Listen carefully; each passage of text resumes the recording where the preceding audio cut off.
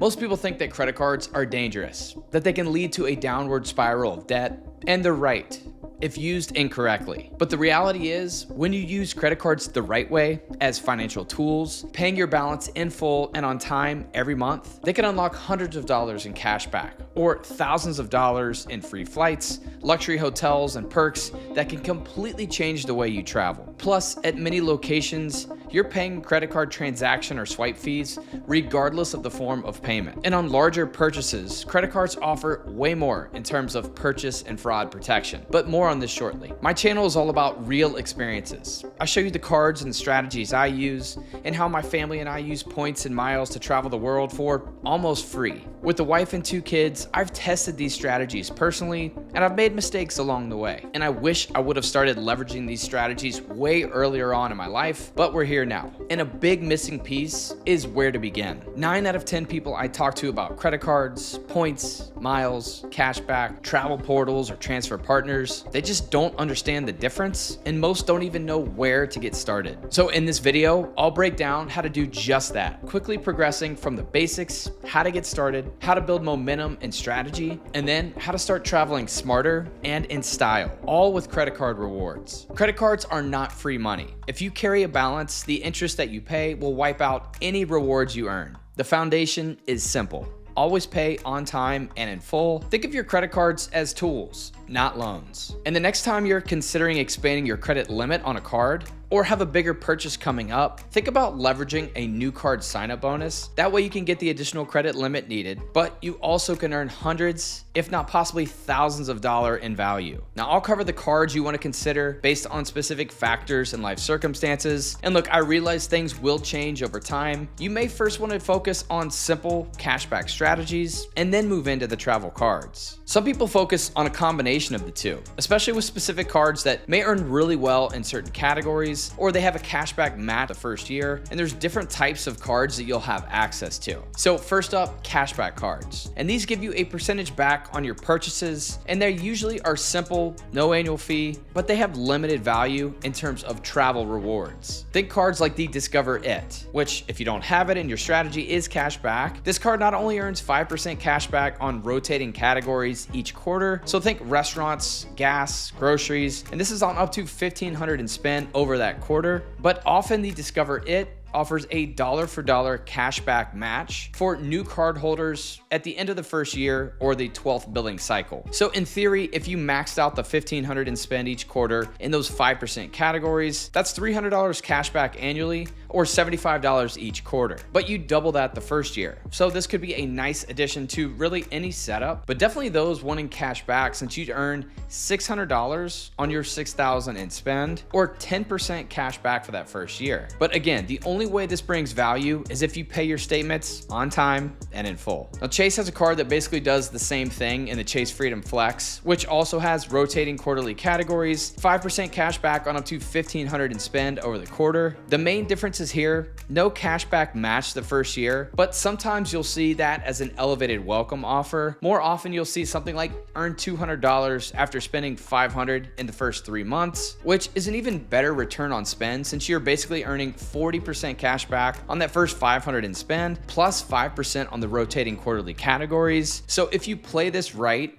you'll earn 45% cash back on that first $500 in spend, then a modest but still really good 5% cash back from there. Now, these will show up as Chase Ultimate Rewards points, so you won't necessarily see $200 in your account after hitting that $500 in spend, but you'll see 20,000 Chase points. Now, these can be redeemed at 1 cent per point, so 20,000 points would equal $200 in cash back. And this is often where a lot of knowledge stops. Most people live in this simple cashback world, and that's totally fine. I actually did this for a number of years, but with the right setup from Chase, that 5% cashback could turn into 10% or more towards travel. And this is possible when you have one of Chase's travel cards. And that can either be the Chase Sapphire cards or the business card called the Chase Ink Preferred. And stick with me because this will all make sense here in just a second. So Chase is one of a handful of banks where certain cards earn a dynamic currency. And what this means is you can earn cash back at that advertised percentage, just like I talked about before, so 1 cent per point. So those 20,000 ultimate rewards points would have a value of $200 cash back. And you could leave it at just that with no focus on travel. Or you can redeem those points for gift cards, and sometimes you'll find these at just over 1 cent per point based on whatever the offer is for the gift cards. Often you'll see like a 5 or a 10% discount on these, or a 5 or 10% bonus on your points, but this is definitely not what I recommend. However, it works for those that want to keep it simple. Another option that I highly discourage is paying with your points. So if you're shopping online at Amazon or PayPal or other sites, you'll often have the option to pay with points, and this is usually valued at 20 to 30% less than the cashback option. So this is a terrible use of your hard-earned points. But it's just so easy.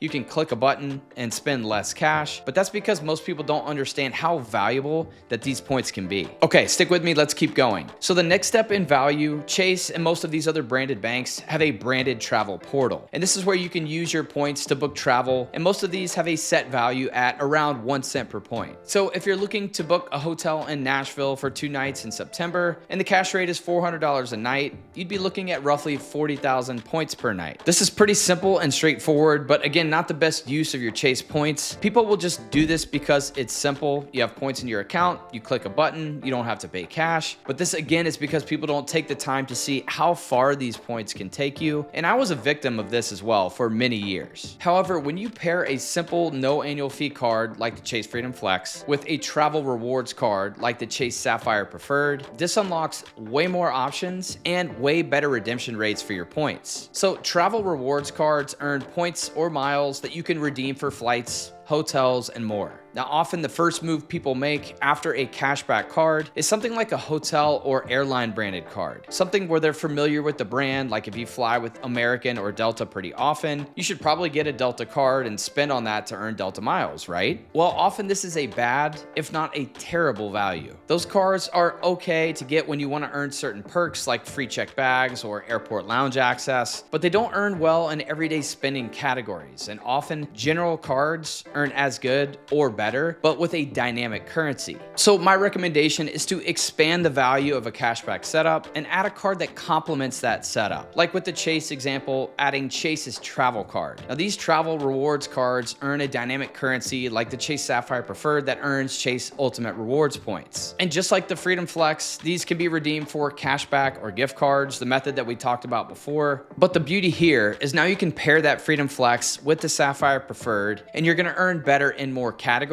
since the Sapphire Preferred's earning strength is 2 points per dollar on all travel spend, and then 3x on dining, streaming, and groceries. But make sure you load your Sapphire Preferred in your grocery store app, and then use the app to pay in store so that you can make sure to get those 3 points per dollar. So now you'd have your 5x categories on the Freedom Flex, most categories with 2 and 3 points per dollar as well. So now you'd have your 5x categories with the Freedom Flex and more categories between 2 and 3 points per dollar as well. And you can combine these points so you can move them to the Sapphire Preferred, and within the Chase Travel Portal, you'll find hotels where you can use the Points Boost feature. And with this, you'll get up to a 50% boost on your points, or up to a 75% boost if you're booking premium cabin flights. So take that Hyatt place in downtown Nashville, just over $450 a night, or what would be around 45,000 points per night. Now this is the route that most people would go when they feel a bit more advanced than the average consumer. They feel that these travel portals are the best or easiest method to redeem points for travel, but they don't really understand transfer partners and how much additional value can be unlocked. And this will all come together shortly. So with that same Hyatt place in Nashville, leveraging the Chase portal, since I have the Sapphire Preferred, which also the Chase Sapphire Reserve, and the Ink Preferred, which is the business card, they all unlock better redemptions in the Chase portal. With this scenario, you can see that the total fare would be $943 for the 2 nights, or just over 67,000 points. So in this case, I'm getting a 40% boost on my points. And we can calculate that by the fare divided by the total points needed, and then times 100 for that 1.4 cent per point number. So in this case, you're saving over 20,000 points just by doing this method, and this is just for a 2-night hotel redemption. But we can do a lot better.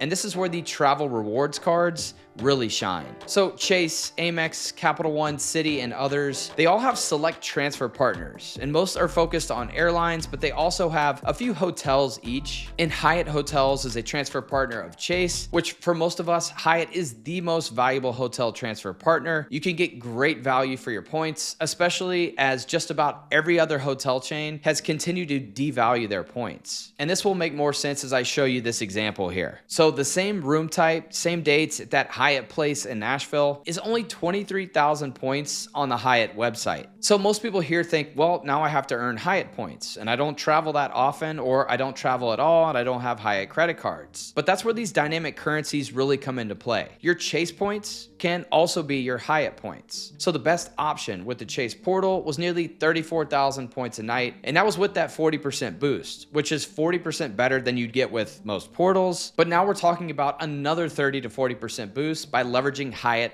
as a transfer partner. So what you can do is first make sure you have a Hyatt loyalty account set up, which takes just a few minutes. Then you can link your Hyatt loyalty number into your Chase account. And this same method is needed for just about any transfer partner scenario. You'll need to link the loyalty number with Chase here in this case, and then you have the ability to move your Chase points out to these airlines and hotels. So by doing this, you're getting over 2 cents per point, or twice the value versus the cashback rate, showing you how much further these points can take you when they're leveraged correctly. And this is just one example. The possibilities with airlines are even more crazy. You can often find business class flights to Europe, Asia, and South America that would be $5,000 to $6,000 in cash, or sometimes 500,000 to 600,000 points in a travel portal. But by leveraging these airline transfer partners, you can get these same flights for 60,000 to 70,000 points. Now this can get you 5 to 10 times the value of your points compared to that cashback rate. So we've talked about cashback and the travel cards, and I think you're probably starting to get an idea of the possibilities here. But there's also hybrid cards, and I've pretty much touched on these already, as these cards let you choose. You can use the points for cashback or as travel rewards. And any of the big banks have these. Chase has the travel cards that I mentioned before, the Chase Sapphire Preferred with a $95 annual fee, or the Sapphire Reserve, which has a much larger $795 annual fee, but comes with a bunch of different credits and perks. And with these, you can technically choose cashback or travel rewards with your points. But the cards I'm talking about here are more of the everyday, no annual fee options like the Chase Freedom Flex and Freedom Unlimited, which both earn Chase Ultimate Rewards, which can be cashed out or combined with a travel card to leverage like the scenario I mentioned before. Now with Amex, this is a different animal. American Express has certain cards where you can only earn cash back in the form of a statement credit, and they have membership rewards points earning cards. And with these, you don't need a travel anchor card like the American Express Platinum to book travel in the Amex portal or for transferring out to transfer partners. You can do this with any of the Amex membership rewards earning cards, and that being the Amex Green, Gold, and Platinum. A few business cards here also, but these have annual fees, and some of these fees are pretty large. Plus, Amex has such terrible cashback rates, much lower than a cent per point, so not worth cashing out unless you have the Amex Schwab Platinum. But personally, I would not consider American Express unless you're looking for a travel-related currency. Capital One has the Venture and the Venture X travel cards, $95 and $395 annual fee for those. The Venture X includes lounge access to the Capital One airport lounges, which are top-notch and one of the main reasons that card has a higher annual fee. I recently visited the JFK Capital One Lounge and the Capital One Landing at Washington Reagan.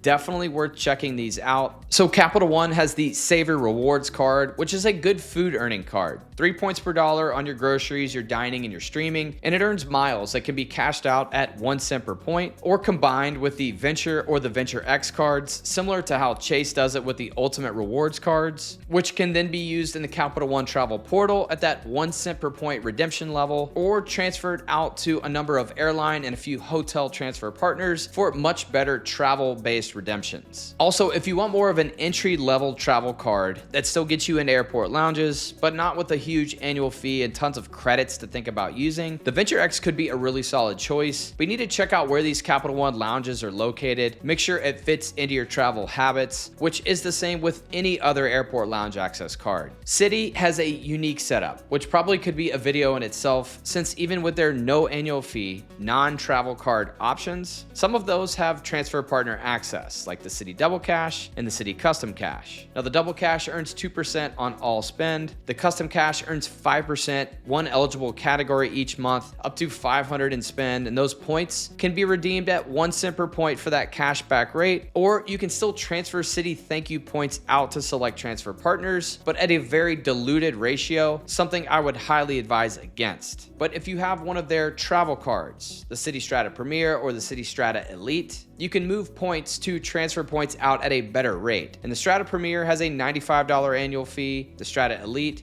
a $5.95 annual fee. Both of these unlock all of Citi's transfer partners, which includes my favorite domestic airline for the value of the redemptions, and that being American Airlines. Now you can check out some of my other videos on Citi overall and American Airlines to get a better idea of the value of these points and some of the possibilities. Now Wells Fargo has a similar setup, but seems to be way less popular at the moment. Now you can check out my Wells Fargo videos for an in-depth look at their setup and the Wells Attune card, which I really do recommend that card, especially if you spend in categories like fitness clubs, spas, salons, pet grooming and pet supplies, EV charging, zoos, aquarium, things like Ticketmaster or your local fair, and a number of other categories. It's basically an incredible family catch-all card. And the Wells Autograph Journey, well, that one unlocks the transfer partners and is arguably the best earning $95 travel card. But Wells just doesn't have as many transfer partners and just doesn't seem to be as popular or in the headlines as much as these other banks. Now, overall, these banks are definitely introducing more loopholes, and I totally understand why most people opt for cashback or a travel portal. It's just much easier and less time consuming. But the upside,